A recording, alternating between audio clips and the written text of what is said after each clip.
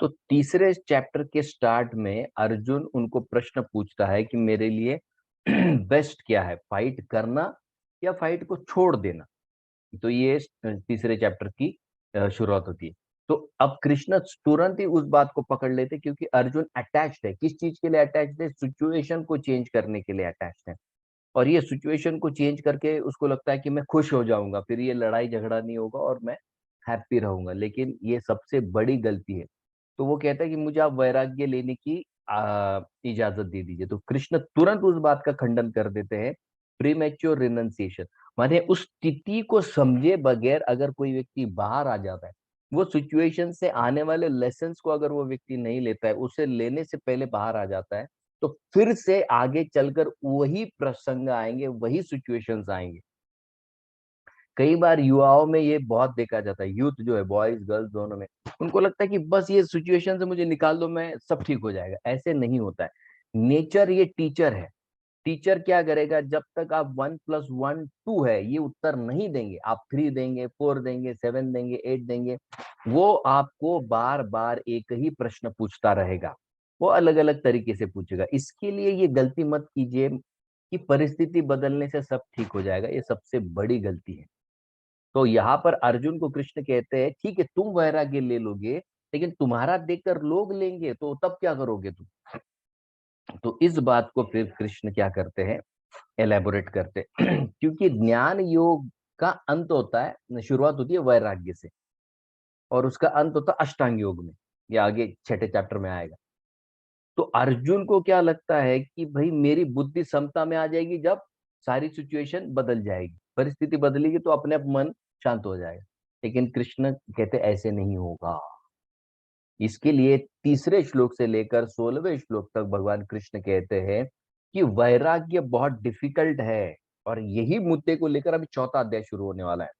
थोड़ा गौर से सुनिएगा, मैं रिकैप ले रहा हूं। तो 3 से 16 में कृष्ण अर्जुन को बताते हैं कि वैराग्य बहुत डिफिकल्ट है, माने ज्ञान योग जो है बहुत डिफिकल्ट है। क्योंकि ज्ञान योग में क्या होता है, वैराग्य धारण करना पड़ेगा। और वैराग्य ये आंतरिक होना चाहिए, बाहर से नहीं। लोग क्या करेंगे अर्जुन, बाहर से वैराग्य लेंगे और गलत कामों में जुट जाएंगे, जिससे गलत एग्जाम्पल समाज में सेट होगा और फिर आगे और समाज का डिस्ट्रक्शन हो जाएगा। ठीक है। तो उससे बेटर अर्जुन कृष्ण अर्जुन को कहते हैं कि तुम कर्म कांड माने कुछ चाहिए मुझे, उस चीज से कुछ एक्सपेक्टेशन लेकर जाता है व्यक्ति, ऐसे लेवल से स्टार्ट करो और एक्सपेक्टेशन लेस बिहेवियर तक तुम पहुंचो। अर्जुन को ये यहाँ पर बताया जा रहा है। तो कर्म कांड माने क्या, कुछ चाहिए, और कर्म योग माने क्या, मुझे कुछ नहीं चाहिए लेकिन फिर भी मैं मेरी ड्यूटी करता रहूंगा। तो ये 3 से 16 तक अर्जुन को बताते। 17 से 35 में अब कृष्ण अर्जुन को बताएंगे कि भले तू क्वालिफाइड है लेकिन दूसरे लोग क्वालिफाइड नहीं है। तो तुझे क्यों करना पड़ेगा तेरा ड्यूटी? क्योंकि तुझे एग्जाम्पल सेट करना है दूसरों के लिए। सेटिंग एग्जाम्पल ये बहुत इंपॉर्टेंट होता है। फिर इस पर हमने एक पूरा सेशन लिया था, पेरेंटिंग है, आर्ट ऑफ रिलेशनशिप का डेवलपमेंट है, ये सारे टॉपिक्स हमने उसमें चर्चा किए थे। तो अब अर्जुन कहता है कि ठीक है तुम कह रहे हो कि कर्म करना चाहिए, ड्यूटी करना चाहिए, लेकिन ऐसी क्या चीज है जो ड्यूटी नहीं करने देती, हमारे कर्मों को हमें नहीं करने देता है? तो फिर लास्ट सेक्शन आता है जिसको हमने पिछली बार 3 बार रिकैप किया है ये सेक्शन का, क्योंकि पिछले समय हमने 2 ग्रुप्स को कंबाइन किया है। तो दूसरा जो ग्रुप था फ्राइडे मीटिंग का, उनका भी थर्ड चैप्टर एंडिंग पार्ट बाकी था, जो 36 से 43। तो फिर अर्जुन को कृष्ण कहते हैं कि कामेश, ये काम की जो भावना है उसके कारण व्यक्ति अपने ड्यूटी से चूक जाता है। और फिर अगर उसे ऊपर उठना है, उसे कॉन्कर करना है, तो कृष्ण कहते हैं सॉल्यूशन में एवं बुद्धे परम बुधवा, माने सुपेरियर इंटेलिजेंस से स्थिति को बहुत अच्छी तरह से हैंडल किया जाता है। और अच्छी बुद्धि का भोजन क्या है? ज्ञान। अगर जिस व्यक्ति के पास सही सही ज्ञान है तो वो व्यक्ति काम पर निश्चित रूप से विजय प्राप्त कर सकता है। इसीलिए ये जो 4th चैप्टर है इसका नाम क्या दिया गया है? दिव्य ज्ञान। क्योंकि लास्ट श्लोक क्या है, तो लास्ट श्लोक 3rd चैप्टर का और 4th चैप्टर का स्टार्ट, इसमें काफी कनेक्शन है। क्योंकि 3rd चैप्टर में एंड में कृष्ण ने सॉल्यूशन क्या दिया है? परम बुद्धा, परम बुधवा, परम बुधवा माने क्या? सुपेरियर इंटेलिजेंस से लस्ट को कॉन्कर किया जा सकता है। और वही सॉल्यूशन देने के लिए अब बुद्धि का खाना क्या है? भोजन। इसके लिए चौथे चैप्टर का नाम क्या दिया गया है? ज्ञान योग। ज्ञान योग माने वहां पर नॉलेज के बारे में, दिव्य ज्ञान। दिव्य ज्ञान माने क्या? वहां पर लस्ट को कैसे कॉन्कर किया जाता है, इसके बारे में आप कृष्ण जानकारी देंगे। तो अब नॉलेज जो है दो तरह के, एक होता है भौतिक जगत का ज्ञान, यहाँ पर जब हम रह रहे हैं, और दूसरा होता है स्पिरिचुअल नॉलेज। ठीक है, तो नॉलेज क्यों चाहिए? क्योंकि काम हमारा सबसे बड़ा शत्रु है। क्यों हमारा शत्रु है? क्योंकि वो सारी चीजों को एज इट इज नहीं समझने देता है। ये उसकी सबसे बड़ी खासियत है। काम क्या करता है? आवरण डाल देता है, ढक देता है। जैसे चश्मा है, चश्मे पर आवरण पड़ गया तो मुझे सही सही नहीं दिखाई देगा। वैसे ही नॉलेज को अगर लस्ट ने ढक दिया तो वो उसके साथ आने वाले सारी चीजों को नहीं समझने देता है। एक एग्जांपल लेते हैं। कई बच्चे रिलेशनशिप में बहुत उत्साह के साथ आते हैं और बहुत थोड़े ही समय में रिलेशनशिप डिस्टॉर्ट हो जाता है, बहुत अलग मोड ले लेता है, बहुत अजीब मोड ले लेता है, और फिर वहां से लाइफ के बड़े बड़े प्रॉब्लम शुरू हो जाते हैं किसी भी इंडिविजुअल के लाइफ में। क्यों होता है? क्योंकि लस्ट जो है, जो स्ट्रॉन्ग अट्रैक्शन है, उसने उस पैकेज को खाली बाहर से देखा, अंदर के कंटेंट को समझने के लिए उसने समय नहीं दिया है। तो जब एक्चुअल रियलिटी सामने आती है तो फिर प्रोडक्ट एक नेचुरल डिसलाइक हो जाता है। समझ रहे? तो यही काम होता है लस्ट का। वो एक्चुअल कंटेंट को नहीं देखने देगा, बाहर से वो किसी चीज को देख लेगा, कहेगा यही चाहिए, और फिर सारी श्रृंखला शुरू हो जाती है। इसलिए लस्ट हमारा फॉर्मेडेबल शत्रु है। और दूसरा कि लस्ट को अगर कॉन्कर करना है तो डेलिबरेट इंटेलिजेंस। डेलिबरेट क्यों लिखा गया है? बार बार हैमर करते रहना। एक सिंपल फॉर्मूला मैं आपको बताता हूँ। रिलेशनशिप कैसे शुरू होता है?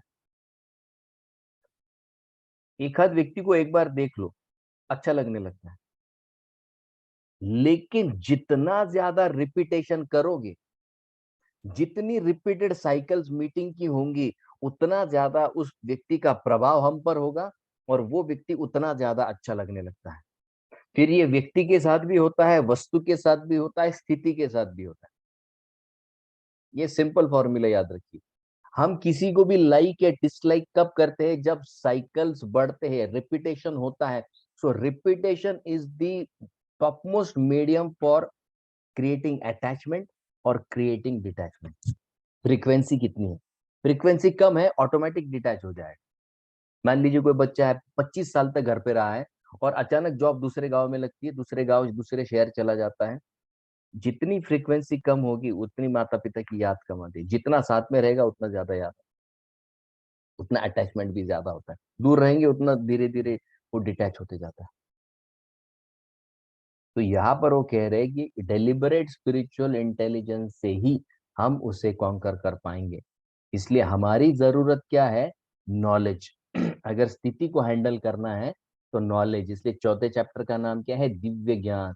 और ये नॉलेज हमें लस्ट से आने वाले सारे प्रॉब्लम से प्रोटेक्ट करेगा। ओके। तो इसके लिए ये चौथे चैप्टर का नाम है दिव्य ज्ञान। अब ये जो नॉलेज दिया जा रहा है चौथे चैप्टर का, दिव्य ज्ञान जिसको कहा जा रहा है, तो ये नॉलेज क्या अभी अभी दिया है कृष्ण ने 5000 साल पहले? नहीं। तो ये हमको कुछ मुद्दे, आज हम एक ही श्लोक लेंगे लेकिन थोड़ा विस्तार से समझेंगे, और उसके बाद फिर चैप्टर छोटा है, एक सिटिंग में भी हो जाएगा। लेकिन मैं चाहता हूँ कि ये जो पहला श्लोक है हम इसको बहुत ठीक से समझें। ये एक श्लोक में भगवान कृष्ण कितना कंटेंट दे सकते हैं, ये इसका एक बहुत सिंपल एग्जांपल है। और सिर्फ कंटेंट नहीं है, लाइफ चेंजिंग कंटेंट है इसमें। देखिए मैं आपको अभी श्लोक भी मैं डिस्प्ले करूंगा आपके सामने।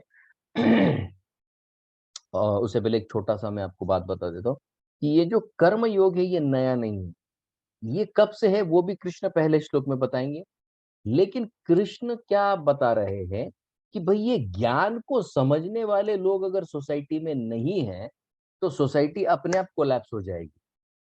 तो सोसाइटी की आज सबसे बड़ी जरूरत क्या है? एक इंटेलेक्चुअल क्लास होना चाहिए जो सोसाइटी को गाइड करे। हमारे लाइफ में अगर मेच्योर पेरेंट्स नहीं है, मेच्योर गाइड्स नहीं है, तो लाइफ में बार बार गलती करते रहेंगे और फिर बार बार वो पीड़ा भुगतनी पड़ेगी। तो इसी मुद्दे को लेके इसलिए मैंने आज के सेशन का नाम क्या दिया, need of a mentor. Mentor माने वो व्यक्ति होता है जिसने जीवन के अनुभव से काफी चीजें एज इट इज समझी है और दूसरों को समझाने की ताकत रखता है, और फिर वो दूसरे को सिखाता है, दूसरा तीसरे को सिखाता है, इस तरह से वो नॉलेज बैंक आगे बढ़ती है। और एग्जैक्ट इसी बात को कृष्ण यहाँ पर बता रहे हैं। लेकिन हुआ क्या कि समय के प्रभाव से वो लोग नहीं रहे जिनके पास एक्चुअल प्रॉपर अनुभव है, वो क्वालिफाइड व्यक्ति नहीं रहे। इसके लिए फिर से 5,000 साल पहले कृष्ण को ये नॉलेज वापस देना पड़ा। तो आज सोसाइटी में जो लोग हैं वो आइदर नॉलेज को ठीक से नहीं समझते या पार्शियली समझते। तो इसके लिए चैप्टर की शुरुआत में ही 1, 2 और 3, फर्स्ट सेकंड थर्ड श्लोक में मेंटर और मेंटी, टीचर और स्टूडेंट, ये जो लाइन है ये कितनी इंपॉर्टेंट है, ये 3 श्लोकों में बताया गया। तो आज एक श्लोक लेंगे और देखेंगे कि एक श्लोक में भगवान कृष्ण कितना कुछ बताते हैं। तो मैं मेरी स्क्रीन आपके साथ शेयर करता हूँ।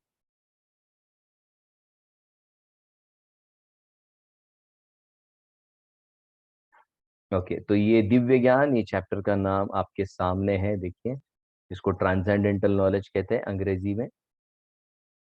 तो यहाँ पर बताया गया, ये पहला श्लोक है। ये पहला श्लोक आपके सामने स्क्रीन पर। ओके, तो ये देखिए, ये 4.1 है। श्री भगवान उवाच। कृष्ण को भगवान कहा गया है क्योंकि भगवान नाम की डेफिनेशन क्या है, षड ऐश्वर्य पूर्ण इति भगवान। जो 6 भग, भग माने ऐश्वर्य, जो 6 भग से परिपूर्ण है, ऐसे व्यक्ति को भगवान कहा जाता है। तो ये जो डेफिनेशन है ये सिर्फ भगवान कृष्ण को ही अप्लाई होती है, ठीक है, इसलिए उनको कहा गया है श्री भगवान उवाच। अब कृष्ण ने क्या कहा नॉलेज देते समय, इमम। इमम माने क्या, ये जो नॉलेज मैं तुमको देने वाला हूं, इमम, ये नॉलेज ऐसे के ऐसे मैंने विवस्वते। विवस्वते कौन है, विवस्वान नाम के एक व्यक्ति है। आज जो सूरज हमको दिखता है वो एक प्लेनेट है, वहां पर एक बस्ती है, बहुत बड़ा सोसाइटी है। उस सोसाइटी के लीडर को कहते हैं, उसका नाम है विवस्वान। तो कृष्ण कहते हैं इमम, ये नॉलेज मैंने विवस्वते, विवस्वान को दिया। कौन सा नॉलेज दिया, योगम। अब योग की परिभाषा हम बाद में करेंगे। तो ये जो नॉलेज है ये मैंने विवस्वान को दिया। प्रोक्तवान, प्रोक्तवान माने क्या, मैंने उसको बताया, इंस्ट्रक्ट किया मैंने। अहम, कृष्ण कह रहे मैंने किया, अहम माने मैं। अच्छा, ये जो नॉलेज मैंने दिया वो कैसा है, अव्यय।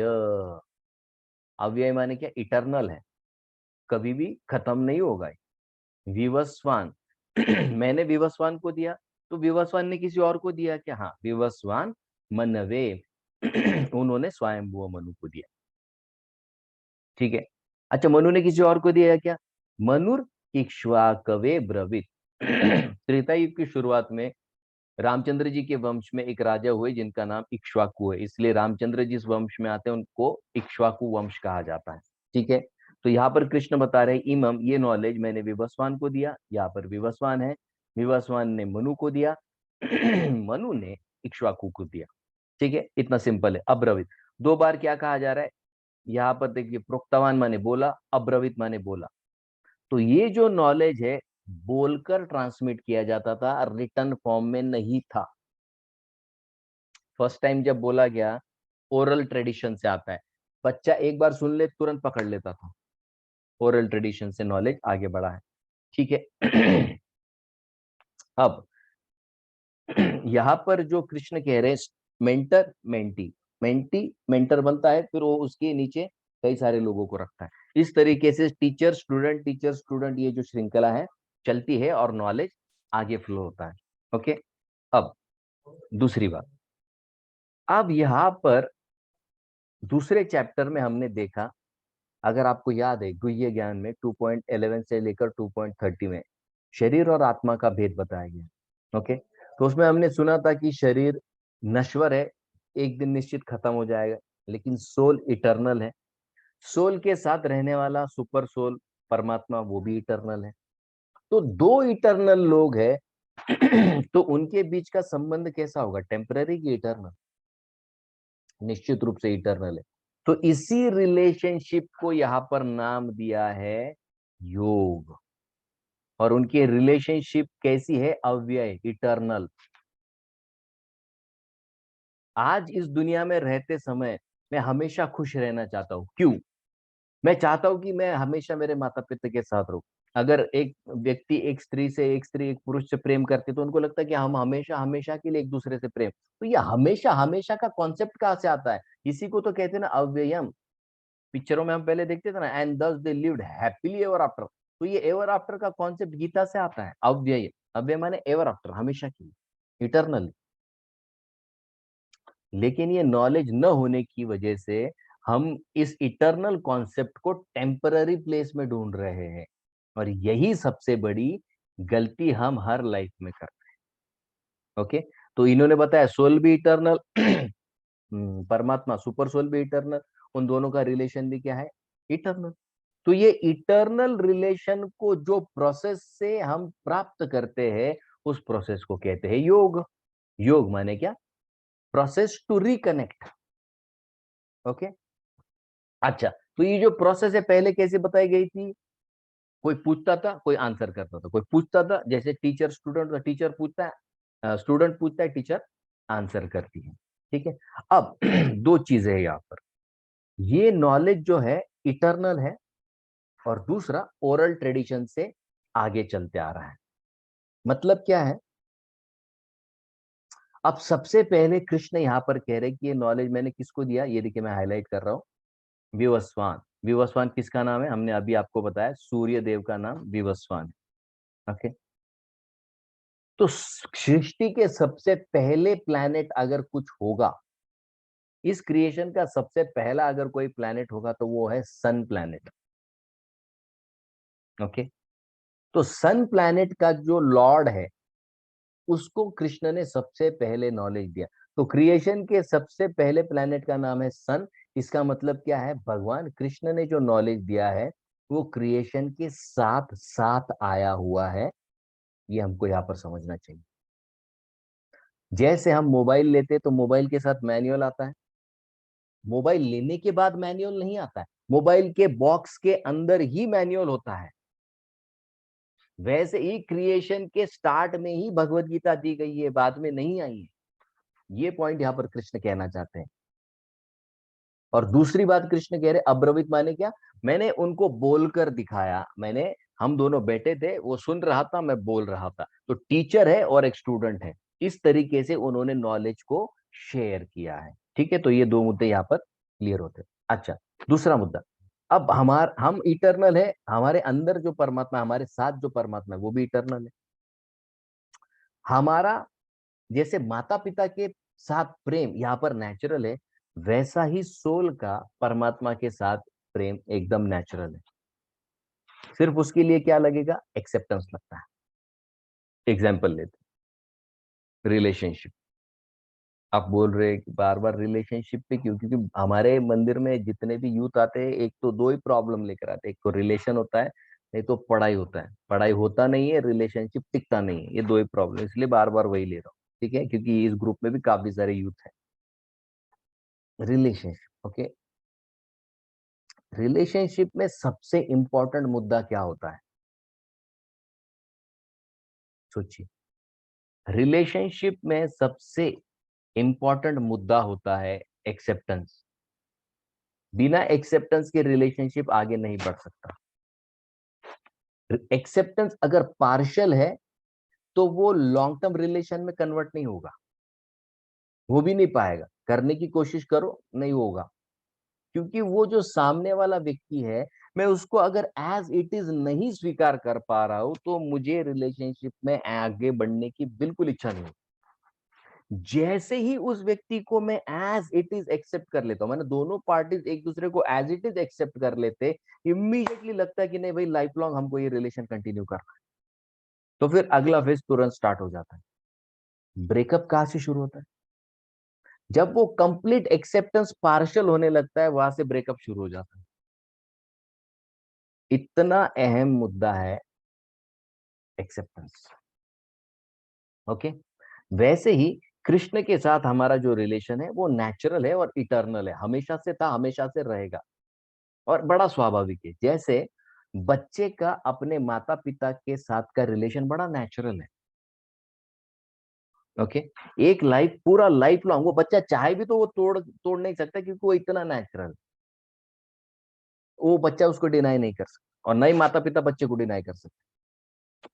लेकिन मान लीजिए रिलेशन अच्छा है, एक दिन माता पिता बच्चों को खेलने के लिए लेकर जाते हैं और बच्चा खेल में इतना उलझ जाता है, इतना उलझ जाता है कि माता पिता बगल में ही है, लेकिन वो खेल में इतना उलझ गया, इतना उलझ गया कि वो भूल गया कि मेरे माता पिता बगल में खड़े हैं और मेरा उनके साथ कोई संबंध है। तो ये जो कंडीशन है जहां पर बच्चा खेल में इतना उलझ गया, इतना उलझ गया कि माता पिता होने के बाद भी उसको दिखाई नहीं दे रहे, उनके साथ का रिलेशन वो कंप्लीटली भूल चुका है और वो खिलौनों के साथ उसका रिलेशन इतना स्ट्रांग हो गया है कि उसको लगता है कि यही मेरा जीवन है। तो ऐसे समय में क्या होगा कि वो जो ओरिजिनल रिलेशन है वो क्या होगा, कवर हो जाएगा, उसको लगेगा कि ये थे ही नहीं मेरे साथ। और एग्जैक्ट यही कंडीशन हमारी है। हम इस भौतिक दुनिया के एक्टिविटीज में इतना उलझ गए कि जो माता पिता हमारे साथ है, कृष्ण हमारे साथ परमात्मा स्वरूप है, उनको हम भूल गए। मैं कॉलेज जाने में, स्कूल जाने में, दोस्तों के साथ, सहेलियों के साथ, मेकअप में, पार्टीज में, घूमने में, फिरने में, अन्य अन्य चीजों में इतना उलझ गया कि मैं एक्चुअल ओरिजिनल रिलेशनशिप को भूल गया। लेकिन वो हमेशा ही है, जैसे वो बच्चा खेल रहा है, माता पिता पीछे बैठे हुए हैं, लेकिन उसको लगता है कि माता पिता नहीं है। अगर इस बच्चे को अपने माता पिता से फिर से रिलेशन बनाना है तो क्या करना पड़ेगा? कुछ नहीं करना पड़ेगा, उसको सिर्फ यहाँ वहां देखना है, कोई है, जैसे पिता दिख जाए एक्सेप्ट कर लो कि यही हमारे माता पिता है। और इसी एक्सेप्टेंस को कहा जाता है yoga. This is called as reconnecting with the eternal relationship. Reconnection with eternal relationship is called yoga. और जब कनेक्ट करेंगे प्रोसेस के थ्रू तब कृष्ण का अनुभव आएगा। तो कृष्ण को के साथ कैसे रिकनेक्ट किया जाता है? रोज गीता पढ़िए, रोज गीता के 2 श्लोकों पर सुनिए, समझिए, दोस्तों को बताइए, नाम का जप कीजिए, हरे कृष्ण महामंत्र का जप कीजिए। यही तो सिंपल मेथड है ना रिकनेक्ट करने का। जैसे फिर से रिलेशनशिप, लड़का है, लड़की है, लड़का कहीं दूर चला गया, तो लड़की कैसे याद करती है उसको? उसका एक तो नाम लेगी, नहीं तो उसके बारे में सोचेगी, नहीं तो उसने जो पुराने मैसेजेस भेजे उसको पढ़ेगी। दैट्स द सेम थिंग, वही चीज तो हमको कृष्ण के साथ करनी। कृष्ण ने गीता दी, गीता पढ़ेंगे, कृष्ण का नाम है, कृष्ण के नाम को जप करेंगे, कृष्ण के बारे में सुनेंगे। इतना सिंपल। ठीक है। तो वैसे ही अब देखो, कृष्ण के साथ अब रिलेशन बनाना है, कृष्ण को एक्सेप्टेंस देना है, लेकिन साथ ही साथ क्या करना पड़ेगा, ये जो अभी जो बच्चा है उसने वो इतना फैला कर रखा है उसका सारा जो खेल खिलौनों का दुनिया है, तो होता क्या है, वहां से भी ध्यान को हटाना पड़ेगा और साइमल्टेनियसली कृष्ण के साथ, मैंने पेरेंट्स के साथ उसको कनेक्ट करना पड़ेगा। और वो रिकनेक्ट करने की 3 प्रोसेस है गीता देती है। एक तो कर्म योग है, दूसरा ज्ञान योग है, तीसरा भक्ति योग है। इतना सिंपल। 3 में से कोई भी एक प्रोसेस ले लो, अपने आप कृष्ण से रिकनेक्ट हो जाए। तो रिकनेक्शन के लिए एक्सेप्टेंस देना जरूरी है। ओके। जैसे इस जब हम बाहर निकलते हैं और अचानक धूल के कण उठते हैं, ओके, तो ये धूल का कण भी तो इसी एनवायरनमेंट का हिस्सा है ना। हम्म? तो वैसे ही हम जो है, हम भी कृष्ण के ही पार्ट एंड पार्सल है।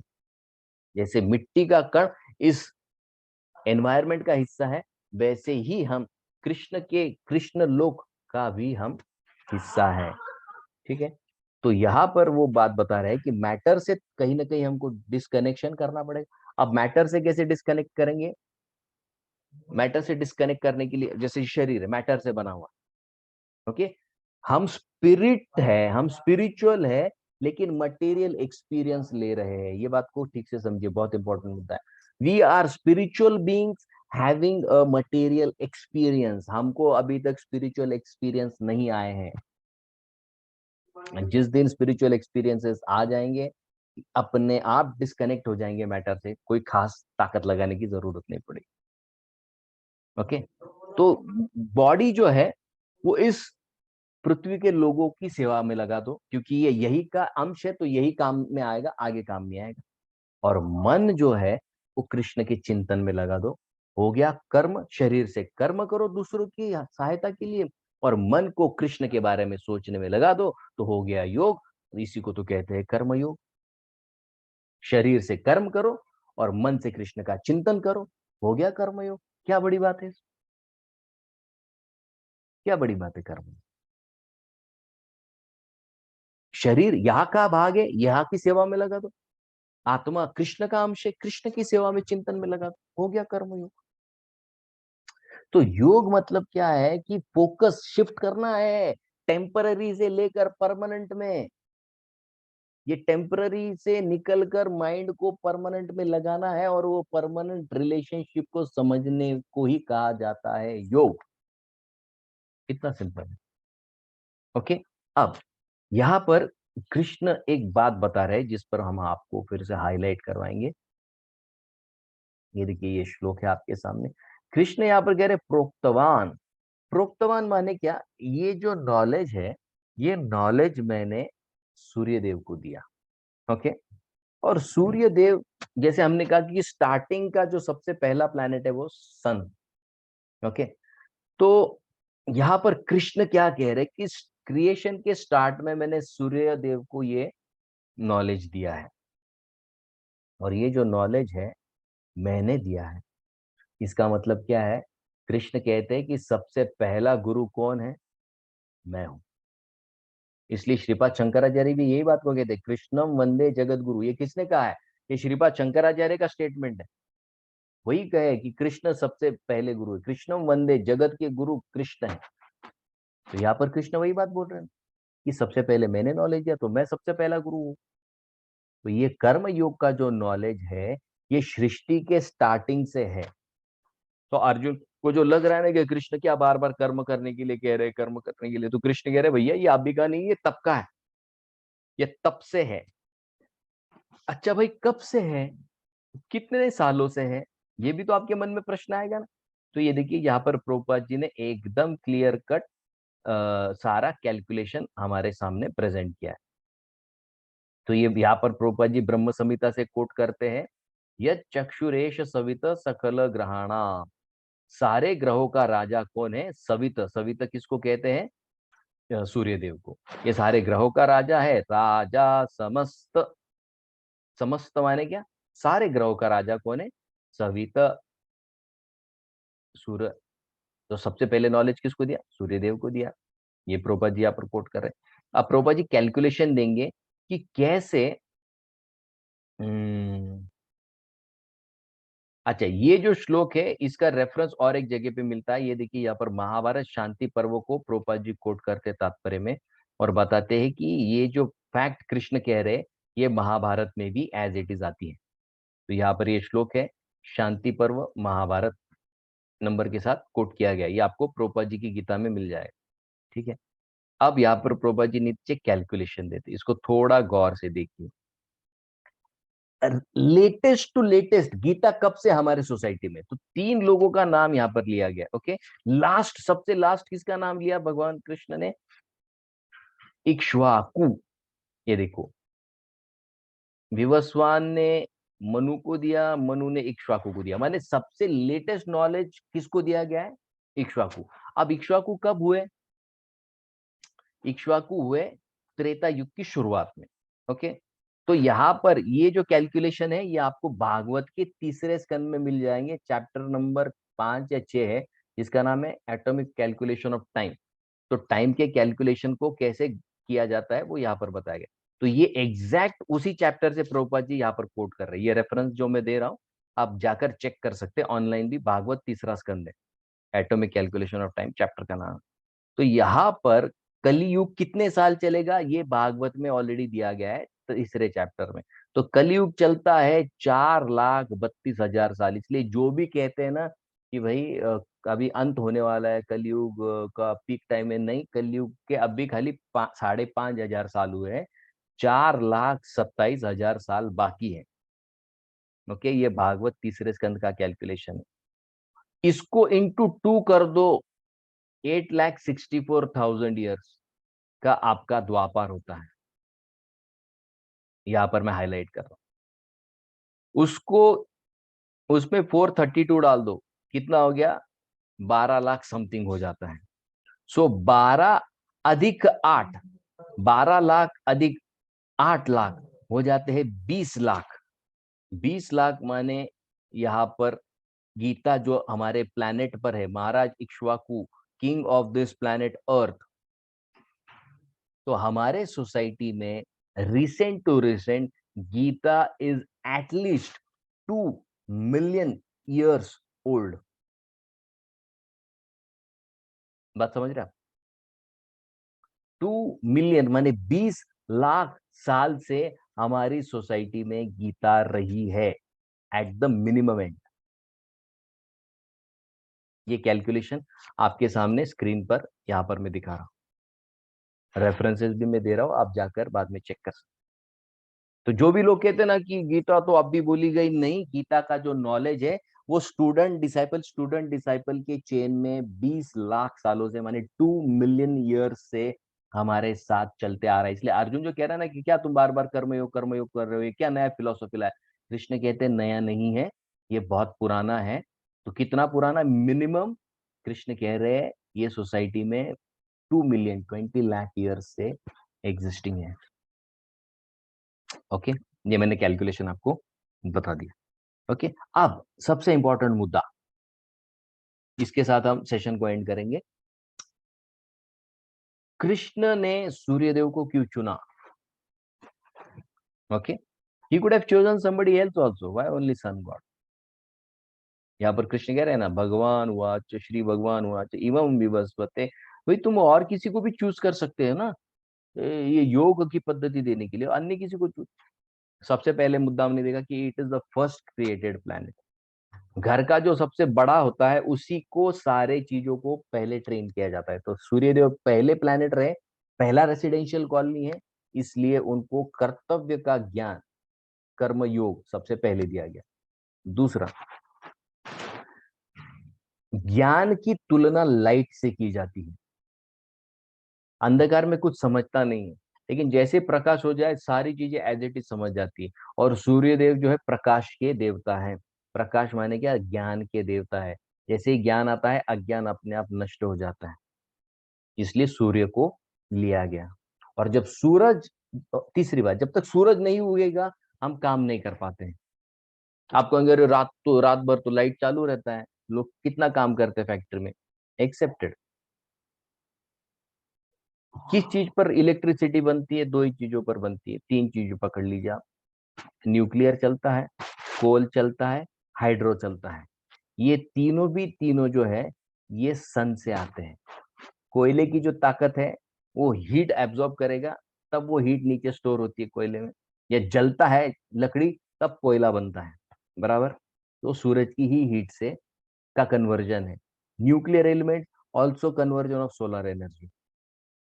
और हाइड्रो, हम जानते हैं कि जब समंदर का पानी सूर्य भाप के रूप में उड़ाएगा तो बारिश के रूप में पानी नीचे उतरेगा।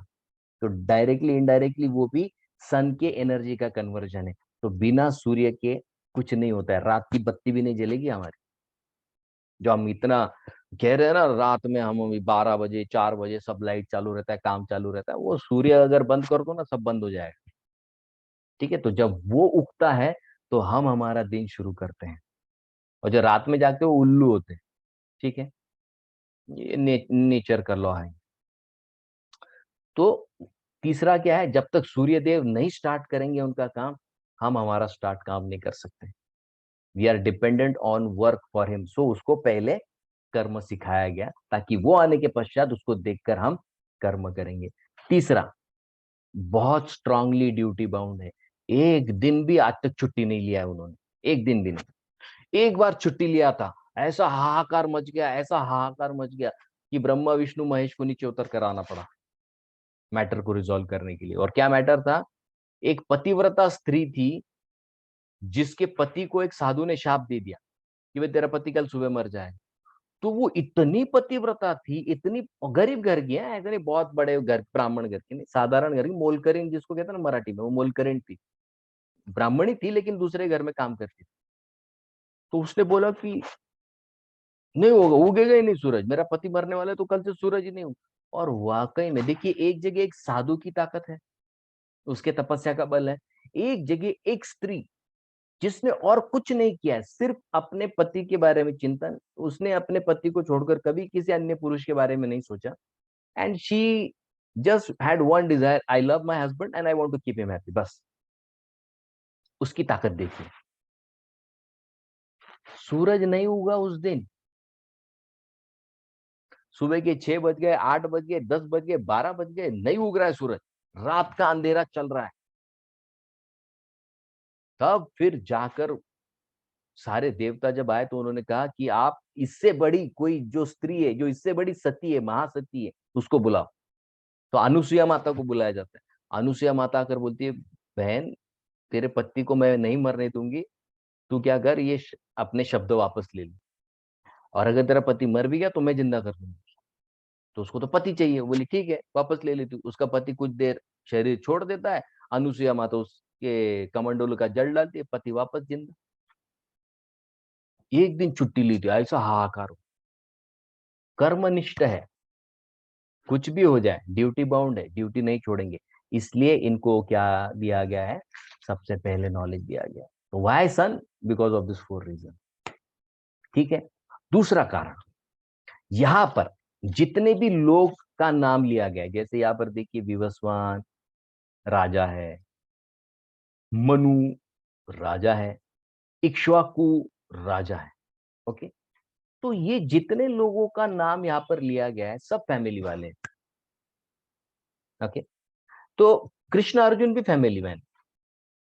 तो कृष्ण अर्जुन को बता रहे हैं कि भाई कर्म योग जो है ना, ये फैमिली मेंबर्स के लिए है। गीता का जो नॉलेज है ना, वो राज ज्ञान कहा गया है। Gita is not meant for sadhu, it is exclusively meant for family man. तो जिन जिन के मन में ये गलत फहमी है ना, और गीता तो साधु लोग पढ़ते हैं, भैया माफ कर दो, इधर 4 लोगों का नाम दिया गया है, भगवान, विवस्वान, मनु और इक्ष्वाकु, और चारों के चारों गृहस्थी है, they are not sadhu. So first remove this misconception कि Gita is meant for sadhus. It is exclusively meant for गृहस्थ। और ये 4 लोगों का नाम क्यों लिया? अब उसके देखिए कारण, देखिए कि ये 4 लोगों का नाम क्यों लिया है यहाँ पर। दूसरा मुद्दा, पहले कृष्ण क्या बताना चाहते, Gita is for family man. दूसरा मुद्दा कृष्ण यहाँ पर बताना चाहते हैं कि जैसे धर्म, अर्थ, काम, मोक्ष, 4 चीजें, तो मुक्ति प्राप्त करने के लिए, मोक्ष प्राप्त करने के लिए घर छोड़ने की जरूरत नहीं है, जंगल जाने की जरूरत नहीं है। ये 4 लोग जिनका नाम लिया गया है, इन्होंने घर बैठकर मुक्ति प्राप्त की है। दूसरी बात, कृष्ण कह रहे घर छोड़कर जाने की जरूरत नहीं। तीसरी बात, ये जितने भी लोग हैं, ये सारे टॉप क्लास के प्रोफेशनल्स हैं, अपने अपने फील्ड के सबसे टॉप लोग हैं ये, और पैसा फिल्दी रिच।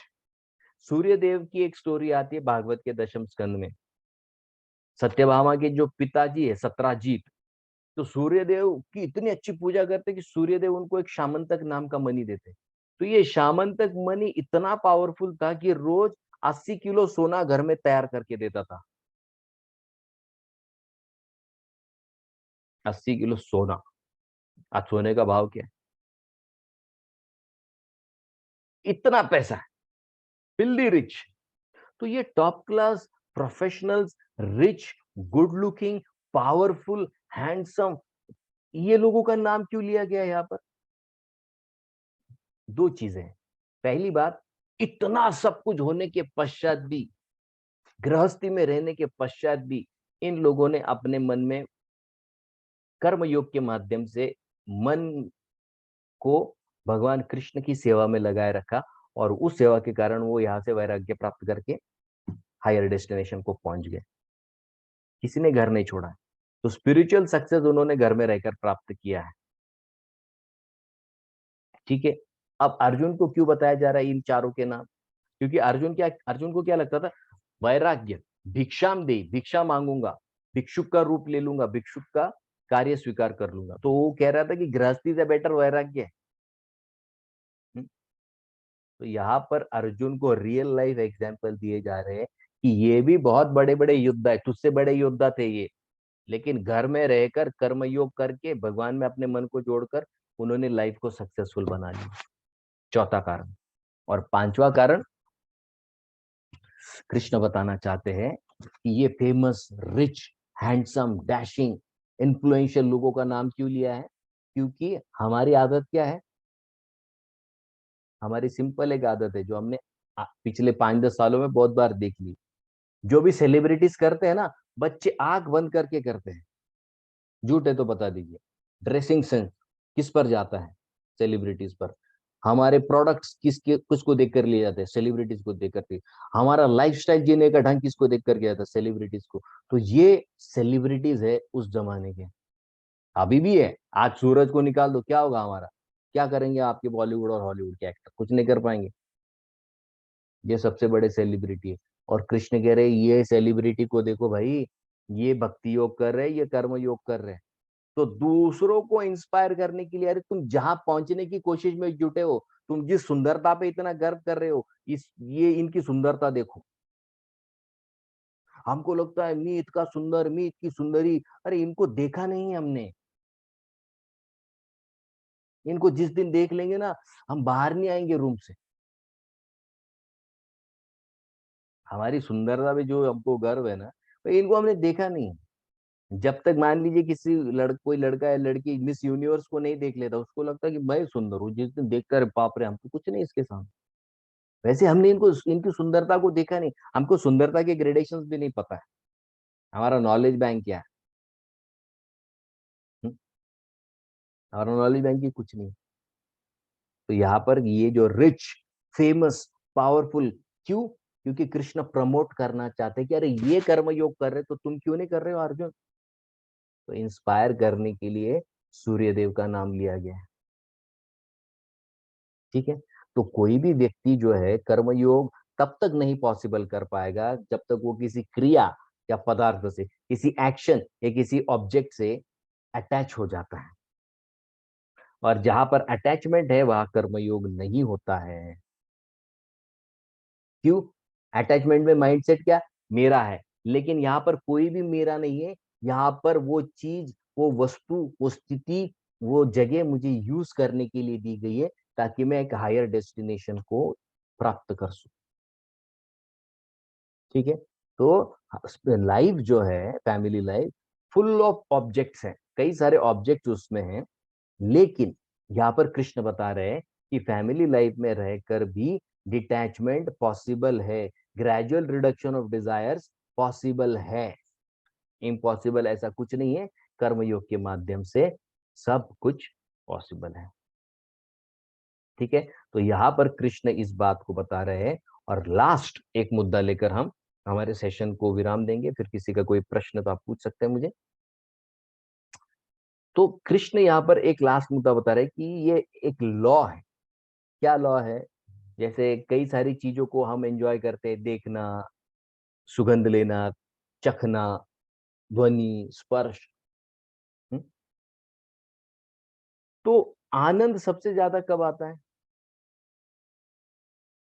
आनंद सबसे ज्यादा शुरुआती समय में आता है। ओके। सबसे उच्च आनंद कहां पर आता है? मन में। वो जो व्यक्ति सोचता है ना, वो आएगी, वो आएगा, फिर मैं ऐसा करूंगा, ऐसा करूंगी, ये बोलूंगा, वो बोलूंगा, फिर हम वहां जाएंगे, फिर ये करेंगे, ऐसा खाएंगे, वैसा खाएंगे। मन ही मन में जो आनंद आता है वो सबसे टॉप का आनंद है। वास्तविक वस्तु जब प्राप्त होती है तो ऑटोमेटिक धीरे धीरे आनंद कम होने लग जाता है। एग्जाम्पल लेते हैं, मिठाई, मैं ये खाऊंगा, वो खाऊंगा, ऐसा खाऊंगा, इतना खाऊंगा, वो मन का आनंद है। खाना जब शुरू करते अपने आप क्या होता है, उसके अंदर का जो स्वाद है वो कम कम होने लगता है। बराबर है। क्यों कम होता है? 3 कारण होते हैं उसके। खाना जब खाते, खाने की बहुत इच्छा है, मिल गया, सबसे पहले क्या होता है? तुष्टि, हाँ मिल गया, तुष्टि हो जाती है। दूसरा, खाने के बाद शरीर में जब अन्न अंदर जाता है तो वो शरीर को पुष्ट करता है, तो पुष्टि मिलती है, तुष्टि पुष्टि। और तीसरा, भूख मिटती है, और भूख मिटने के बाद हमको लगता है हाँ अब अच्छा लग रहा है। लेकिन हम गलती क्या करते हैं, ये जो तुष्टि आई है ना, ये जो हमें हमारी जो भूख कम हो गई है, उस कम भूख को हम क्या समझते हैं, हाँ मैं संतुष्ट हो गया। भूख अब मिट गई, लेकिन आगे चलकर वापस आएगी। तो वो जो तृप्ति आई है, वो जो अभी कह रहा है नहीं नहीं बस चाहिए, अभी नहीं चाहिए, अभी नहीं चाहिए। हमको क्या लगता है, अरे मैं तो निरासक्त हो गया। नहीं, उसको निरासक्ति नहीं कहते, उसको अरुचि कहते हैं। और अरुचि क्यों आती है? अरुचि भोगने की शक्ति का अभाव दर्शाती है। भर गया, अब भोगने, अब खाऊंगा तो जुलाब हो जाए, अब मत खिलाओ। तो वो जो अरुचि है, वो भोग की शक्ति की कमी है। It is not detachment. वो अरुचि को डिटैचमेंट मत समझिएगा। आज झगड़ा कर लिया, हाँ, गर्लफ्रेंड बॉयफ्रेंड बहुत झगड़ा हो, 2 दिन बाद जब मन शांत हो जाता है फिर फोन करते, कुठे काय करतो, चल जाऊ बाहेर खेळायला, फिरायला, खायला। तो वो रुचि की रुचि वो जो अरुचि है, वो क्या है? भोग की शक्ति का अभाव, लैक ऑफ एनर्जी। तो लैक ऑफ एनर्जी को हमको क्या लगता है? डिटैच हो गया। नहीं, जैसे ही स्थिति नॉर्मल होगी फिर से उसमें रुचि आएगी। ठीक है। दूसरी बात, रुचि या कामना का अभाव का मतलब क्या है? कि वो स्वयं की वस्तु नहीं है, वो दूसरे की वस्तु है। उससे जो संबंध है वो माना गया संबंध है। जिसमें हमारा वास्तविक संबंध है उसमें कभी अरुचि नहीं होगी। आत्मा परमात्मा का अंश है, परमात्मा में उसको कभी अरुचि नहीं हो सकती, कम हो ही नहीं सकती, क्योंकि नेचुरल संबंध है। शरीर में, भोजन में, वस्तुओं में रुचि आती है जाती है, आती है जाती है। इसका मतलब क्या है? ये टेम्पररी वस्तु है, इससे हमारा रिलेशन परमानेंट नहीं है। इसलिए रुचि आ रही है जा रही है, आ रही है जा रही है। माता पिता में कभी ऐसा होता है कि रुचि आई गई? नहीं, हमेशा रहती है माता पिता में, क्योंकि वो नेचुरल संबंध है। वैसे परमात्मा में हमारी जो रुचि है वो नेचुरल है, उसमें कमी कभी नहीं आती है। कमी उसी चीज में आएगी जिससे हमारा नेचुरल संबंध नहीं है। समझ रहे? तो देखिए, एक श्लोक में भगवान कृष्ण ने कितनी सारी बातों को डिटेल में एक्सप्लेन किया है। ओके। तो यहाँ पर हमने सिर्फ एक श्लोक लिया है। सॉरी, मैंने एक ही श्लोक लिया क्योंकि मैं आपको ये बताना चाहता हूँ कि एक श्लोक में कितनी सारी चीजें भगवान कृष्ण देते हैं। Okay, thank you all very much. Hare Krishna.